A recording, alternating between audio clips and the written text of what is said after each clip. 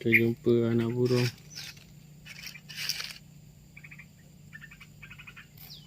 So letak sini supaya ibu datang ambil balik. Kita tengoklah kejap lagi ada tak ibu dia yang datang.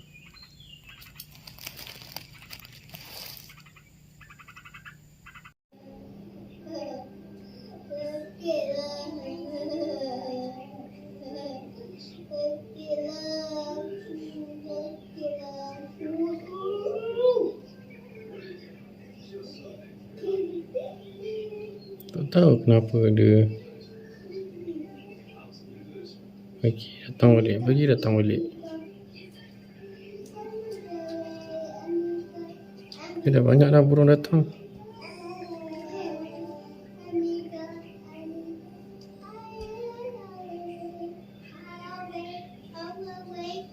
Dia dah dekat.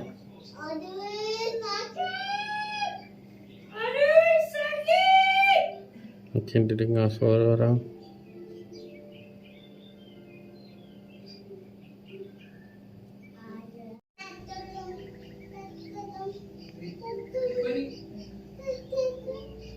Datang balik, dia tengok apa yang dia buat.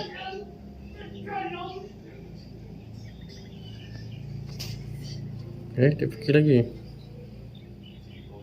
Datang. Nenek, tengok burung dah datang.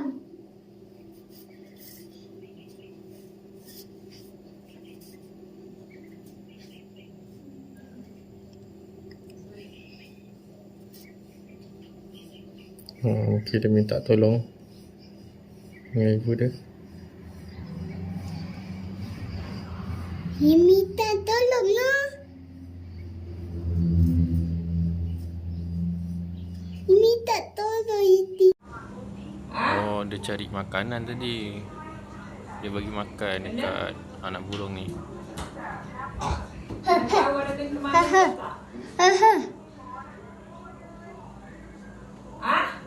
Dia bagi makan, guys. Dia makan susu.